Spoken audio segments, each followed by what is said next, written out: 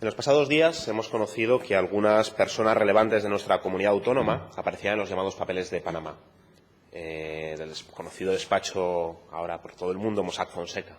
Lalo Azcona, Fernando Massabeu, Rodrigo Rato, junto a hasta otras 12 sociedades en las que presuntamente se ha utilizado a testaferros para evadir fiscalmente. Conocíamos que Lalo Azcona tenía una cuenta entre 1982 y 2001 en una sociedad en Panamá que habría abierto y gestionado otra cuenta en Suiza, porque ese es el objetivo de las cuentas en Panamá, es abrir cuentas en Suiza sin dejar rastro o en otros paraísos fiscales.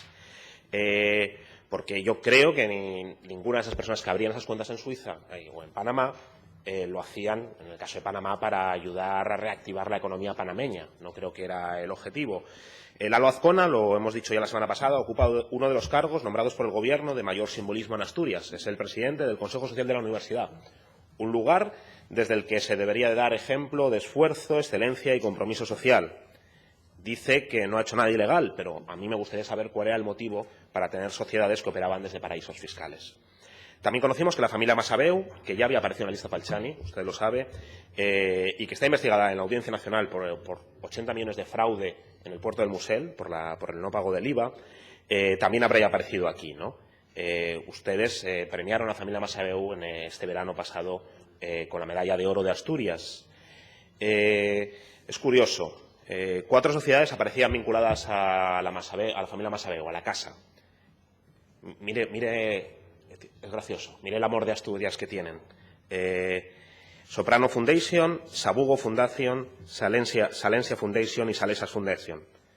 Salesas, un centro comercial asturiano, Sabugo, un barrio de Avilés, Saliencia, una playa asturiana. Ahí se ve el amor. En Panamá, hasta allí, recuerdan Asturias. Tremendo. Parece ser, según ha revelado el Confidencial, que se usaba un abogado suizo, Jérôme Joliat, junto a otros abogados, para intermediar en la gestión de las cuentas. En algunas de ellas aparecen rastros, en algunas de las cuentas vinculadas, con la familia y con Fernando Massabeu, con capacidad para abrir y cerrar las cuentas, ¿no? En una de ellas, en un documento firmado por ese abogado suizo, decía: la única actividad de la compañía era tener una cuenta en Suiza para un cliente español. De esto va, esto es lo que estamos investigando. Redes de testaferros, falsas sociedades, falsas direcciones y desvío de fondos hacia varios países, para que nos entendamos. Según el Confidencial, las fundaciones de interés privado panameños dentro de la ingeniería fiscal es una fórmula que garantiza mayor secretismo, ¿no?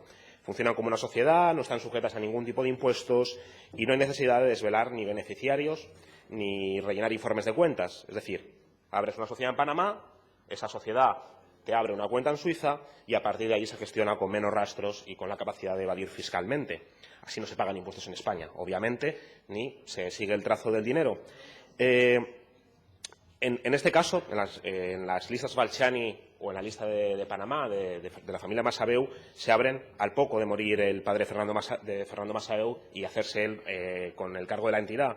Entre el año 2007 y 2013 se empiezan a cerrar esta sociedad y todas las otras sociedades a raíz de la amnistía fiscal que Cristóbal Montoro pone en marcha.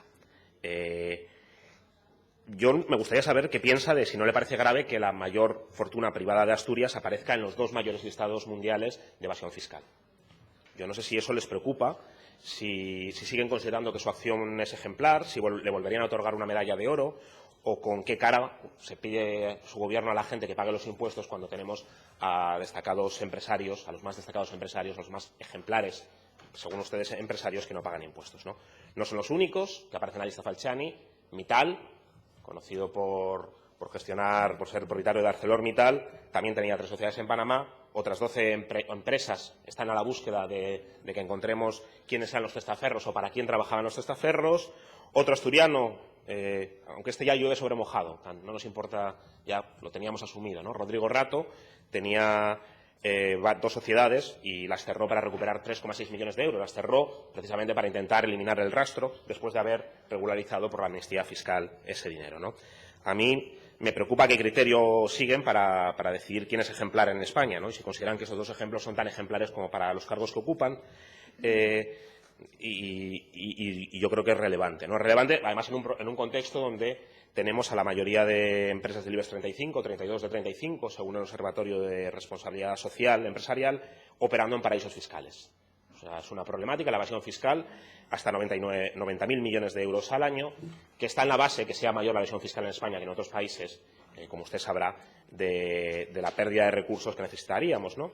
Y un fraude que, sin embargo, la inspección no focaliza en las grandes empresas, en las grandes fortunas, sino en los más débiles, ¿no? Ustedes han hecho una oficina de denuncia dentro del acuerdo de concertación social, es una de las propuestas que plantean, que pone el foco otra vez en los autónomos y en los pequeños fraudes, ¿no? Y, sin embargo, no está claro si se va a perseguir la gran evasión fiscal. En esa oficina de denuncia ya le doy yo los dos primeros nombres. Investiguen a Lalo Azcona, investiguen a la familia Masabeu. Las primeras personas que tendrían que investigar. Porque si no estarían poniendo el foco en el lugar equivocado, ¿no? Y ustedes me dirán que hay que respetar la presunción de inocencia, que claro, que no podemos hacer un juicio sumarísimo sobre gente que simplemente se ha descubierto que tenía cuentas en Suiza. Pero yo le quiero leer lo que dijo Cristóbal Montoro, ¿no? Dijo hace poco: quien no haya regularizado todavía, que se dé prisa, pagando las sanciones que conlleve, porque no prescribe la obligatoriedad de hacer esa declaración. Se refiere a esa regularización de 2012, y lo que decía es que si aún, ahora que se había descubierto este escándalo, se declaraba, pues pagando una pequeña parte, el 10% del patrimonio defraudado a partir de 2008, se podía evitar cualquier sanción. Es decir, según los estudios, se pagaría el 3% del dinero defraudado en el extranjero. Y así se cumple la ley, por supuesto. Incluso le puedo dar la razón. Incluso puede que estas acciones de Lalo Azcona, entre el año 82 y 2001, quede al margen de la legalidad. Pueda regularizarlo sin ningún coste para el erario público. Pueda ser legal. ¿Pero le parece moral?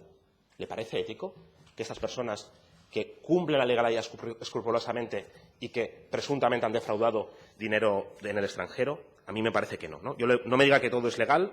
Para mí es un escándalo que el Partido Popular aprobase una ley de punto final que tenemos que cambiar a partir del 26 de junio.